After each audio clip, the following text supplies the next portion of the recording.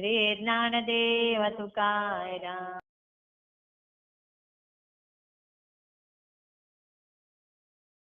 सगळ्या सवंगड्यांना, आनंद बाबांना वगैरे आपल्या त्या परमधामात त्यांना घेऊन गेले आणि ते परमधाम त्यांना दाखवलं. बघा, जेव्हा ते त्या परमधामात गेले ना, तेव्हा त्यांनी पाहिलं, बापरे, म्हणजे ते पाहू शकत नव्हते, असा साक्षात्कार त्या ठिकाणी त्यांना झाला.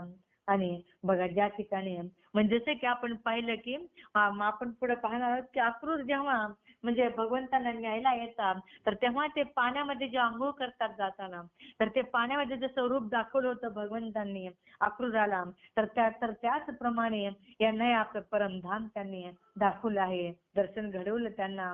आणि सगळे लोक आनंदी म्हणजे परमानंदात मग्न झाले सगळे लोक आणि भगवंताची स्तुती करू लागले.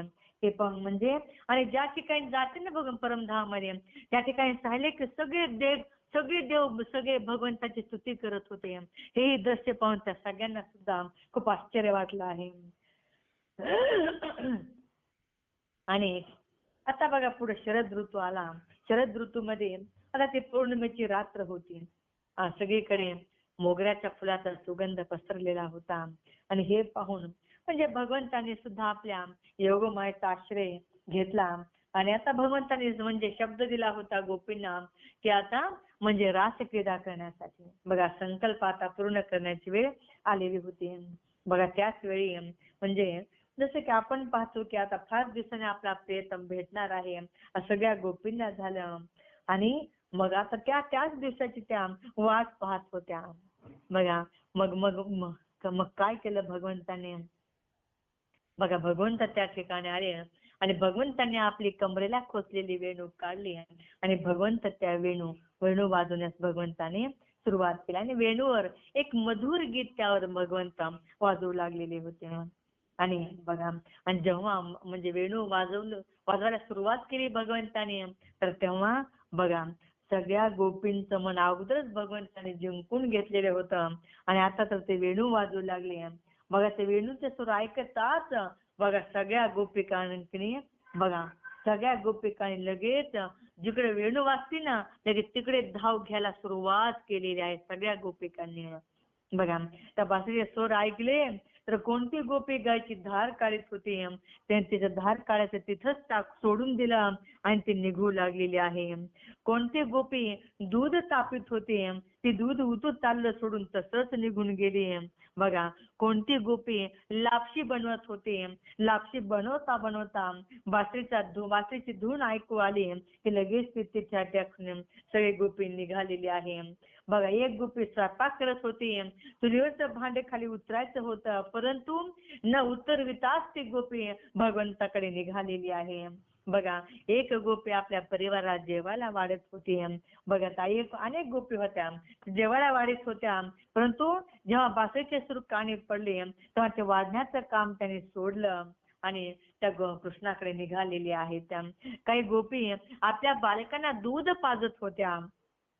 बघा, दूध पाजता त्या बालकांना सोडून तिथून निघून चालल्या. काही गोपिका आपल्या पतीची सेवा करत होत्या. बघा, त्या सेवा सोडून त्या भगवंताकडे चाललेल्या आहेत. काही गोपिका स्वतः जेवण करत होत्या आणि जेवण करता करता जेवण सोडून दिलं त्यांनी आणि भगवंताकडे निघालेले आहेत. आणि काही गोपी आपल्या शरीराला चंदन लावत होत्या, ओठणं लावित होत्या, तर काही गोपी डोळ्यामध्ये काजळ घालीत होत्या. म्हणजे त्यांनी हे सगळे काम आपली अर्धवट सोडली. कोणत्या गोपीने एका डोळ्यात काजळ घातलं, एका डोळ्यात तसंच राहिलं. बघा, अशा प्रकारे त्यांची अवस्था झालेली आहे. कुठं चंदन लावलं, कुठं लावलं नाही, कुठं उठणं लावलं तर कुठं उठणं लावलं नाही, अशा प्रकारची गोपींची अवस्था झालेली आहे. आणि बघा, आणि कोणती गोपी म्हणजे शृंगार करत होती, ते शृंगारचा उलटा सुलटा करून त्या भगवंताकडे आता निघालेले आहेत. आणि या सगळ्या गोपींना बघा, कुणाला पतीनं अडवलं, कुणाला आपल्या पित्याने अडवलं, कुणाला आपल्या भावाने अडवलं, तर कुणाला कुणी सगळ्यांनी अडवलं. परंतु ज्यांचं चित्त त्या गोविंदाने हरण केलं आहे त्यामुळे त्यांना कुणी अडवू शकलं नाही, कारण त्या इतक्या मोहित झाल्या होत्या भगवंतांना की त्या थांबू शकल्या नाहीत. बघा, त्याच वेळी काही गोपी घरामध्ये होत्या आणि त्यांना बाहेर पडणे अशक्य झाले, कारण घरामध्ये म्हणजे तेवढा दबाव काही काही घरामध्ये, आणि त्यांना बाहेर पडणंच अशक्य झाले त्या गोपींना. मग त्या गोपींनी काय करावं, आपले डोळे बंद केले त्या गोपींनी, आणि बघा म्हणजे एकदम तन्मय होऊन त्या भगवंतांचं ध्यान करू लागल्या. बघा, आणि ध्यानामध्ये एवढं विसरून गेला स्वतःला, की म्हणजे एवढा विरह होता भगवंतांचा, एवढं विसरून गेला त्यांची व्यथा. आणि त्यामुळं काय झालं, त्या ध्यानाच्या तल्लीनतेमध्ये त्या स्वतःचं पाप वगैरे सगळं त्यांचं जळून भस्म होऊन गेलं. आणि एवढंच नाही तर बघा, त्यांनी ध्यानामध्येच काय केलं, भगवंतांना आलिंगन दिलं, आणि मग तेव्हा त्यांचं काय झालं, पुण्यही संपलं, आणि त्यांचा जो देह होता तो देह त्या ठिकाणीच त्यांचा नाहीसा झालेला आहे. बघा, म्हणजे याप्रमाणे त्यांचं त्यांनी आता आपल्या देहाचा त्याग केला, व आता त्यांना दिव्य देह प्राप्त झालेला आहे. पुन्हा पुन्हा राजा परीक्षित महाराजांनी प्रश्न विचारला की हे मुनिवर्य, म्हणजे श्रीकृष्णांना गोपी फक्त आपला परम प्रियतम मानित होत्या का, काही त्यांना काही ते म्हणजे ब्रह्म वाटत नव्हते का भगवंत? बघा, म्हणजे अशा प्रकारे त्यांनी प्रश्न विचारला. बघा, तेव्हा श्री शुकजी म्हणू लागले, म्हणजे मीच यापूर्वीच सांगितलं होतं की म्हणे आता शिशुपाल सुद्धा भगवंतांचा द्वेष करायचा, परंतु तरी सुद्धा भगवंतांनी त्याला म्हणजे मोक्षाची प्राप्ती करून दिलेली आहे. अरे या तर गोपिका आहेत आणि भगवंतावर अनन्य प्रेम करतात सगळ्या गोपिका, तर मग त्यांना म्हणजे भगवंत प्राप्त होतील यात काय आश्चर्याची गोष्ट आहे म्हणले. अरे राजा, हे म्हणजे भगवंत म्हणजे अविनाशी अनंत निर्गुण असणारे भगवंत बघा, आणि हे सर्वांच्या कल्याणासाठीच या ठिकाणी अवतरलेले आहेत. म्हणून भगवंतांशी भगवंतांशी जर आपल्या नातं जोडायचं असेल तर आपल्या सगळे विकार आपल्याला सोडावे लागतील, आणि मग भगवंताशी नातं आपल्याला जोडावं लागेल. बघ म्हणे, कारण भगवंत हे अजन्म आहेत, आणि यामुळं साक्षात योगेश्वर आहेत. यामध्ये म्हणजे आणि गोपी तर त्यांच्यावर म्हणजे अगदी मनातून प्रेम करतात. त्यामध्ये म्हणजे त्यामुळे सगळ्या गोपिकांना ते भगवंत प्राप्त झालेले आहेत. बघा, आणि यावर जेव्हा सगळ्या गोपिका ज्या ठिकाणी भगवंत बासरी वाजवत होते तर त्या ठिकाणी सगळ्या गोपिका आलेल्या आहेत. आणि जेव्हा त्या ठिकाणी सगळ्या गोपिका आल्या तर तेव्हा भगवंत त्यांना म्हणाले, बघा, अरे महाभाग्यवान गोपींनो, या तुमचं स्वागत आहे. तर तुम्हाला आवडणारी कोणती गोष्ट मी करू तुम्ही सांगा मला. म्हणजे तुमच्या घरामध्ये व्रजामध्ये सगळं काही ठीक आहे ना? आणि यावेळी तुम्ही इकडं का आलात बरं, सांगा तरी, यावेळी तुम्ही इकडं का आलात? अगं सुंदरीनो, ही आधीच रात्र आहे, व रात्र त्यामध्ये भीतीदायक रात्र असते, आणि त्यात सगळे हे प्राणी वगैरे इकडे तिकडे फिरत असतात, आणि तरी तुम्ही म्हणजे यावेळी तुम्ही या ठिकाणी आलेला आहात तर स्त्रियांना, आणि यावेळेस आता मी तुम्हाला इथं थांबवणं बरं नाही, त्यामुळे तुम्ही काय करा, आता तुम्ही परत जा.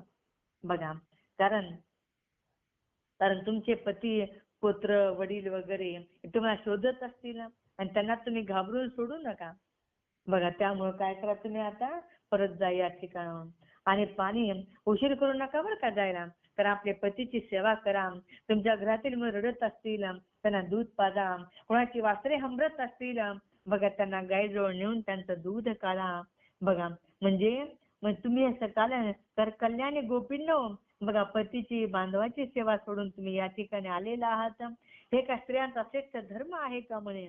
बघा, ज्या स्त्रियांना उत्तम लोक प्राप्त करून घेण्याची इच्छा असेल ना, तर त्यांनी काय करावं, पापी सोडून अन्य कोणत्याही प्रकारचा पतीचा कोणी त्याग करू नये.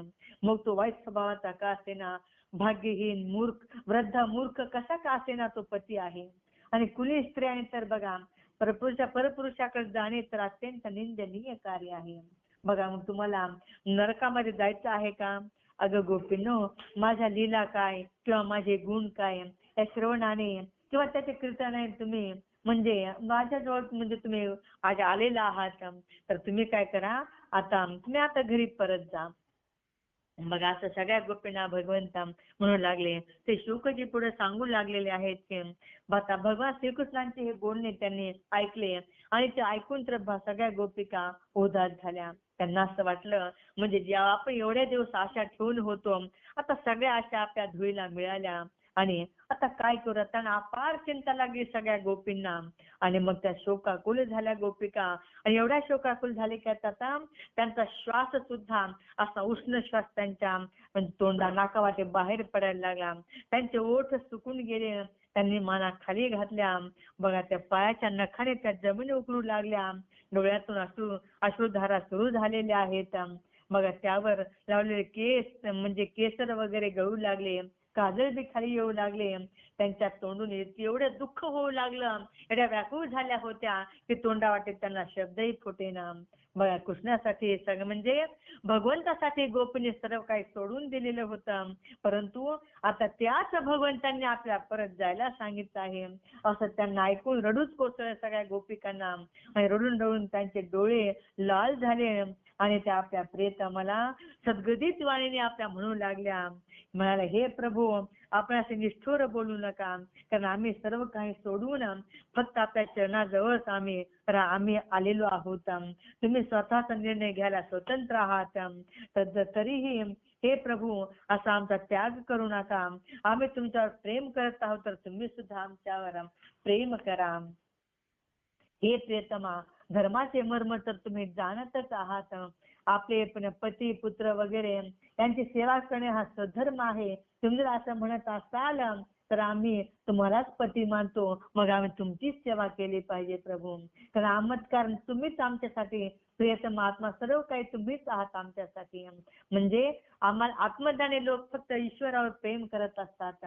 आणि कारण हे परमेश्वरा, म्हणून तुम्ही काय करा, तुम्ही सुद्धा आम्ही तुमच्यावर खूप प्रेम करतो, पण तुम्ही आमचा त्याग करू नका. तुम्हीच आमचा आत्मा आहात. म्हणजे पुष्कळ दिवसापासून आम्ही आशा बाळगून होतो, परंतु तुम्ही ते आशा आमची अशी धुळीला मिळवू नका. बघा हे मनमोहना, आजपर्यंत आमचे चित्त घरात रमत असे, परंतु आता आमचं मन घरकामात लागत नाही. परंतु काय करा, कारण ते चित्त आता हे तुम्ही चोरलेलं आहे आमचं चित्त. हे प्रिय सख्या, तुमचं ते मधुर हास्य, तुमचा तो प्रेमपूर्ण कटाक्ष, बघा मनोहर संगीताने म्हणजे तुम्ही अशी मोहिनी घातलेली आहे आम्हाला की ती म्हणजे आम्ही तुम्हाला विसरू शकत नाही. वाटत तर आम्ही भौतिक आमचं जे शरीर आहे ते आम्ही शरीर आमचं जाळून टाकू आणि तुमच्या चरणाच्या प्राप्ती करून घेऊ. हे कमल नयना, आणि तुम्ही तर करुणेचे सागर आहात, तरी सुद्धा म्हणजे असं करू नका. बघा जी लक्ष्मी तुमची नित्य सेवा करत असते प्रभू, तर त्या लक्ष्मी सुद्धा म्हणजे त्या लक्ष्मी सुद्धा सेवा करण्यासाठी आम्ही सज्ज झालेलो आहोत. म्हणून तुम्ही आमची अशा धुळीला मिळू नका. हे दुःख नाशना, आमच्यावर कृपा करा. आम्ही सगळं काही सोडून तुमच्या चरणाजवळ आलेलो आहोत. हे पुरुषोत्तमा, आता आम्हाला आपल्या सेवेची संधी द्या. हे प्रियतमा, हे श्यामसुंदरा, या त्रैलोक्यात अशी कोणती स्त्री असेल बरं, म्हणजे जी की आपल्या बासरीच्या मधुर आपल्या त्या धूनवर म्हणजे ती स्वतःला विसरणार नाही. असं काही होणार नाही प्रभू. आपण नारायण आहात, आपण सर्वांचे रक्षण करते आहात, तर आपणच आमचे दुःख दूर करावे आणि आपल्या चरणाजवळ आम्हाला आश्रय देऊन टाका. हे प्रभू, आपण योगेश्वर आहात. बघा श्री शुकजी पुढे सांगू लागले की अशी व्यथा म्हणजे गोपींनी व्यथा आपली प्रगट केली आणि भगवंताने त्यांचं ते दुःख ऐकलं आणि भगवंतांना सुद्धा करुणेचा पाझर फुटला. बघा आणि मग भगवंत त्यांना आता बोलू लागले. बघा मग आता भगवंत त्यांच्या जवळ येऊन बसले. आता सगळ्या मधोमध प्रभू येऊन बसलेले आहेत आणि सगळ्यांसोबत आता प्रभू गप्पा मारू लागले, हसू लागलेले आहेत, खेळू लागलेले आहेत. बघा भगवंताचं रूप म्हणजे त्या गोपींच्या समूहामध्ये एक ते भगवंत होते. बघा त्यांच्या गळ्यामध्ये वैजयंती माळा होती. वृंदावनात शोभून दिसणारं असं भगवंताचं रूप होतं. बघा आणि त्या गोपी आपल्या प्रियतमाचं गुणगान करत बघा श्रीकृष्ण त्या गोपींचं गुण गाऊ लागलेले आहेत. अशा प्रकारे भगवंताने काय केलं, त्या शुभ्र वाळू असणाऱ्या त्या अशा यमुनेच्या वाळवंटामध्ये पण त्या ठिकाणी म्हणजे गोपी सोबत बघा म्हणजे खेळ खेळायला सुरुवात केलेली आहे. सगळेच आनंदाने गप्पा मारू लागलेले आहेत आणि भगवंताने गोपी असा म्हणजे या ठिकाणी बघा म्हणजे भगवंत कधी म्हणजे गोपीचा हात पकडायचे, कधी वेणी पकडायचे, अशा प्रकारे म्हणजे हास्य विनोदामध्ये ते राहू लागलेले आहेत. तेव्हा असं असू नये बघा म्हणजे गोपीला असं पुन्हा असं चाललेलं होतं बराच वेळ. तेवढ्यात काय झालं, गोपीला असं वाटू लागलं की एवढे मोठे त्या सगळ्याचे